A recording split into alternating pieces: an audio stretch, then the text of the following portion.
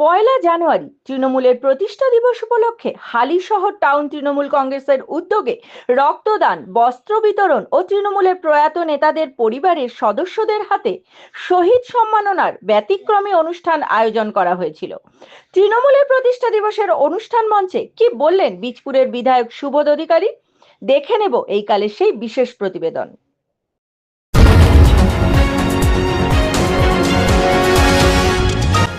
আপনারা দেখছেন এইকাল.in, সঙ্গে থাকুন, ভরসা রাখুন। ধন্যবাদ হালিশহর পৌরসভার পৌর চেয়ারম্যান সুমঙ্গল ঘোষকে, টাউন তৃণমূল কংগ্রেসের সভাপতি কবি সরকার মহাশয়কেও তার ধন্যবাদ। উপস্থিত আছেন প্রাক্তন চেয়ারম্যান অংশুমার নাম সহ যত প্রাক্তন কাউন্সিলর আছেন তাদের আমার অভিনন্দন, ধন্যবাদ। আপনারা আজকে এই অনুষ্ঠানে এসেছেন। সিআইসি সহ যত কাউন্সিলররা এই বোর্ডে রয়েছেন, উপস্থিত রয়েছেন, সবাইকে আমার ধন্যবাদ, সঙ্গে অভিনন্দন। মা মাটির মানুষের সকল স্তরের সৈনিক দীপক দত্ত মহাশয় সহ সকলকে আমার অভিনন্দন, শুভেচ্ছা। আমরা সকলেই অবগত, সকলেই আমরা জানি কি 1 জানুয়ারি আমাদের 28তম তৃণমূল কংগ্রেসের প্রতিষ্ঠাতা দিবস। এই প্রতিষ্ঠাতা দিবসের মূল যিনি কাণ্ডারি তিনি হচ্ছেন মাননীয় মুখ্যমন্ত্রী নেত্রী মমতা বন্দ্যোপাধ্যায়। 98 সালে তৃণমূল কংগ্রেস যে প্রতিষ্ঠিত হয়েছিল, সেই সময় হয়তো আমার বয়সও অনেক কম ছিল, সোনাইও অনেক বয়স কম ছিল, কলেজে বা যায় পড়াশোনা করত। সেই জায়গা দাঁড়িয়ে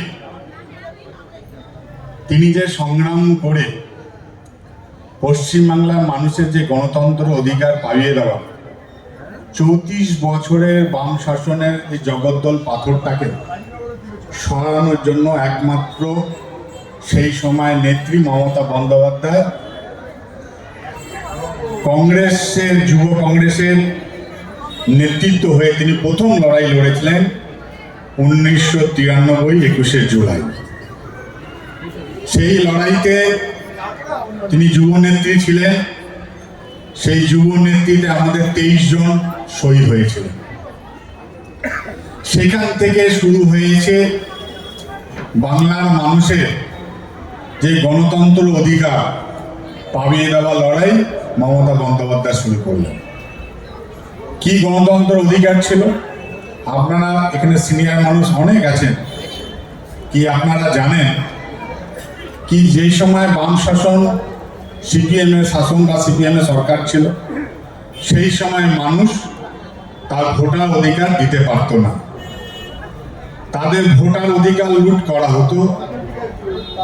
আপনারা সকলেই জানেন, গুন্ডা সন্ত্রাস পুলিশদের সাথে নিয়ে তারা এই 34 বছর মানুষকে তারা শোষণ করেছে।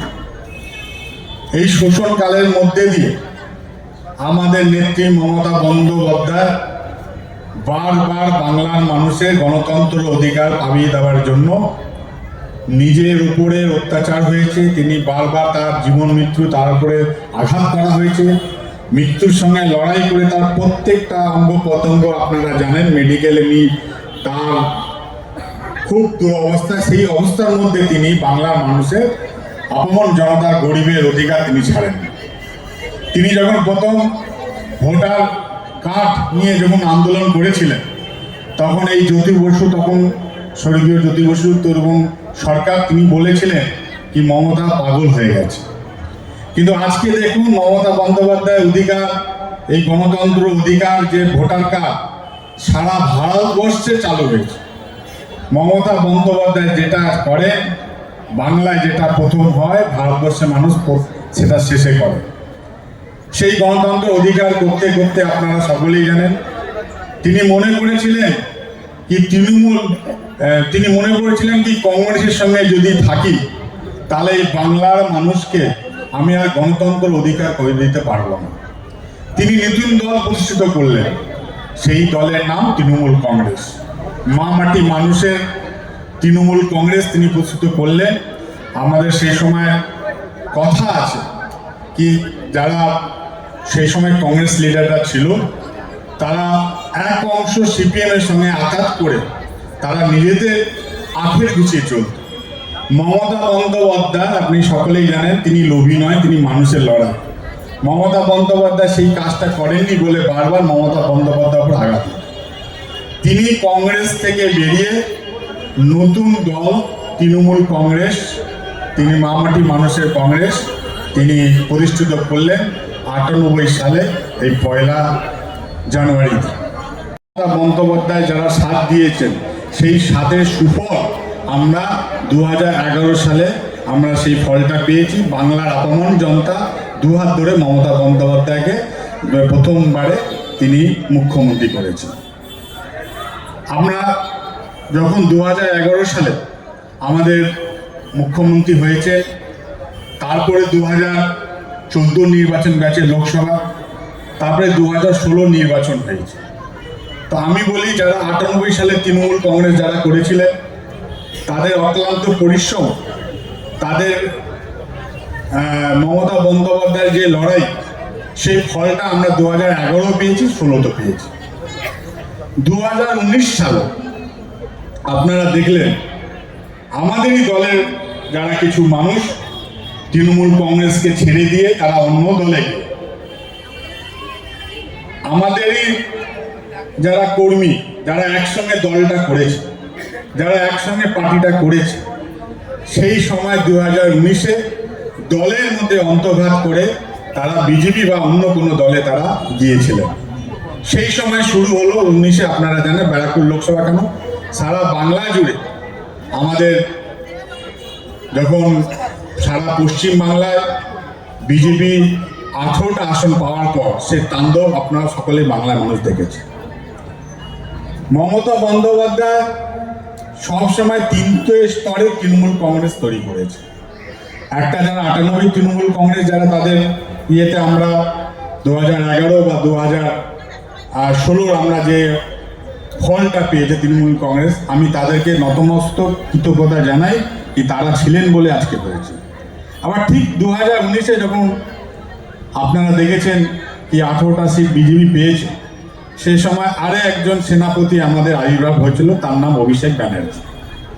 অভিষেক ব্যানার্জি মমতা বন্দ্যোপাধ্যায়ের নেতৃত্বে মমতা বন্দ্যোপাধ্যায়কে সামনে রেখে 2021-এর তার সাংগঠনিক ক্ষমতা মমতা বন্দ্যোপাধ্যায়কে সামনে রেখে আমাদের তৃণমূল কংগ্রেস 2021-এ আবার আবার ভালো রেজাল্ট করে এসছে। তো আমার বলার বক্তব্য হচ্ছে কি, যখন অংশুমান দা যখন চেয়ারম্যান ছিলেন, তিনি যেই সময় হালিশহরের ডেভেলপমেন্ট করেছেন বা সেই সময় হালিশহরের শহর যত উন্নয়ন হয়েছে, যেমনি অংশুমান দার কৃতিত্ব রয়েছে, ঠিক এই সময়ও সোনাই বা শুভঙ্কর যে চেয়ারম্যান হয়েছে, হালিশহরে যে ডেভেলপমেন্ট হচ্ছে তারও কৃতিত্ব রয়েছে। মানে আমার বলার বক্তব্য হচ্ছে 98 যারা তৃণমূল কংগ্রেস করেছেন তাদেরও কৃতিত্ব রয়েছে। পরে যারা দলটাকে এগিয়ে নিয়েছে 3টে স্তর, সেই স্তরে মমতা বন্দ্যোপাধ্যায় তৈরি করেছেন। এটাও তো অস্বীকার করা যায় না।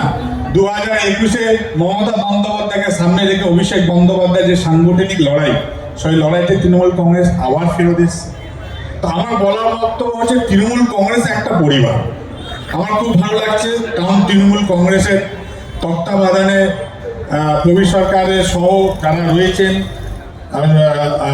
শুভঙ্কর সহ আমাদের চেয়ারম্যান আজকে এত সুন্দর প্রোগ্রামটা করেছে। ও আমাকে জিজ্ঞাসা করেছে, দাদা এটা করতে হবে, আমি খুব ভালো বললাম, তুমি এটা করো। এটা যে আমাদের প্রেম আর বন্ধন, আমি বারবার একটাই কথা বলি কি, উপরের নেত্রী আর নিচে আপনারা, মধ্যে কোনো পকেট নেটা নেই।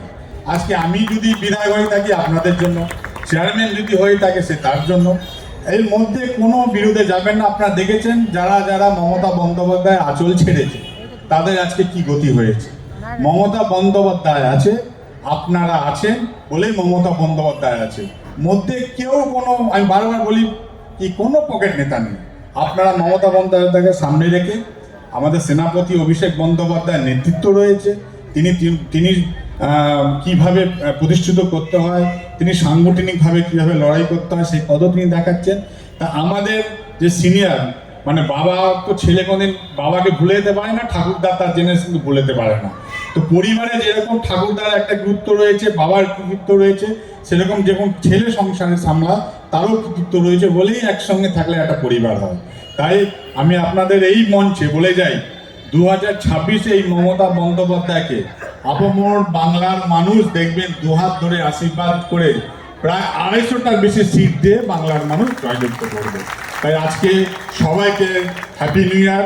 সকলে যেন এই নতুন বছর ভালো কাটুক, সবাই যেন সুস্থ থাকে, ভালো থাকে, ঈশ্বরের কাছে এটাই প্রার্থনা করে আমি আমার সংক্ষিপ্ত বক্তব্য শেষ করলাম। জয় হিন্দ, বন্দে মাতরম, তৃণমূল কংগ্রেস।